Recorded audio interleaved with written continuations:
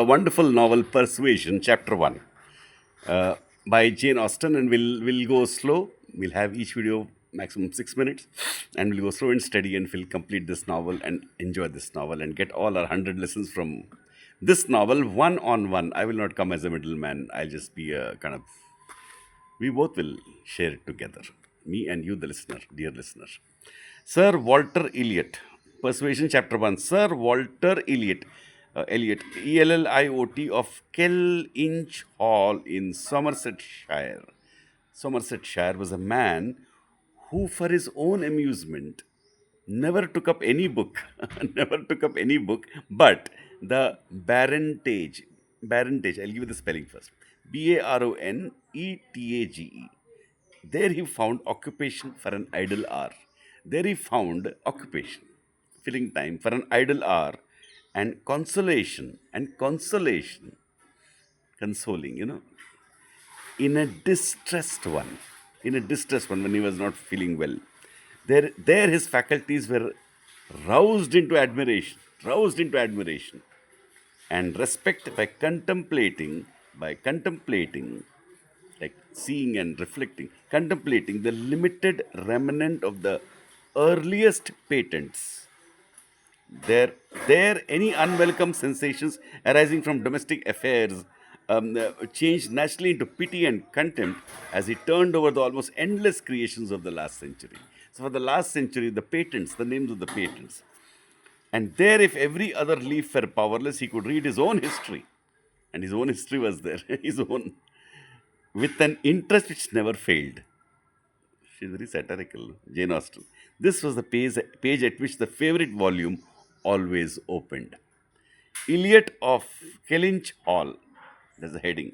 Walter Eliot, born March 1st, 1760, July 15th, 1784, Elizabeth, daughter of James Stevenson of South Park in the county of Gloucester, by which lady, who died 1800, he has issue. Elizabeth, born June 1st, 1785. Annie, born August 9th, 1787. A stillborn son, November 5th, 1789. Mary, born November 20th, 1791. That's all. Precisely such had the paragraph originally stood.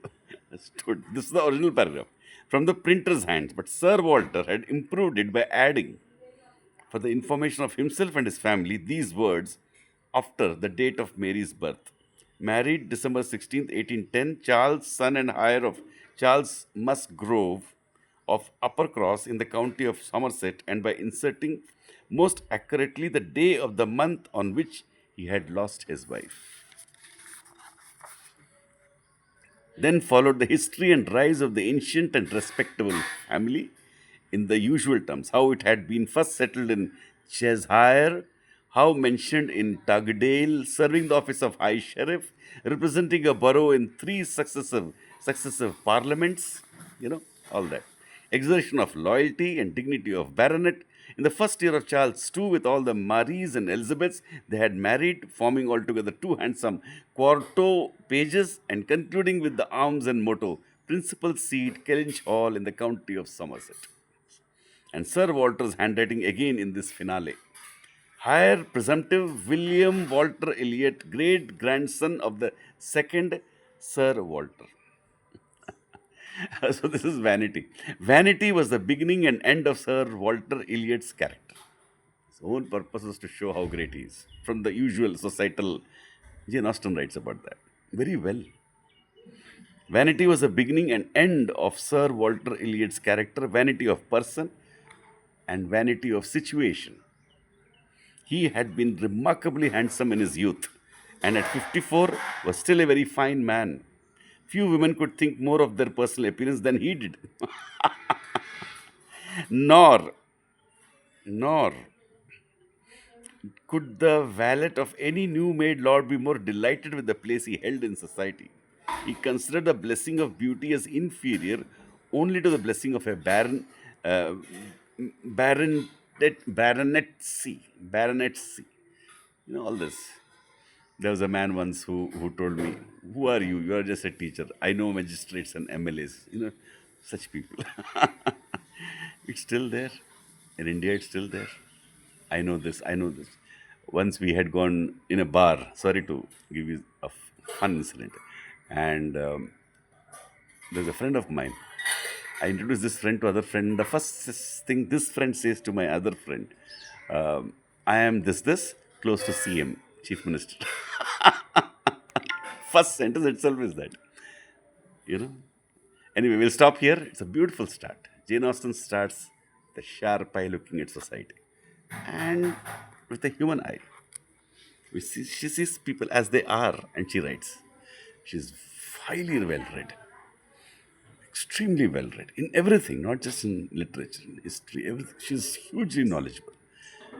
Stayed at home, never married, yet knew everything and could write from her imagination and from the depth of her soul great classics. It's a very inspiring story. I mean, we made a video of that in another channel, The Life and Genius of Jane Austen. I love her because the way she writes with such clarity, you know, and humanity, and when you see that, there is a thrill and a humor, right? Like in India, we have R.K. Narayan. You know? Anyway, this is just my few opinion. You follow your own opinion. It's very easy to follow. It's very easy to understand a book. You have to understand it. To understand it, you have to read word by word. That's all. Carefully, as carefully as you can. And you can read this video. Ultimately, you can take the book and read it. Thank you.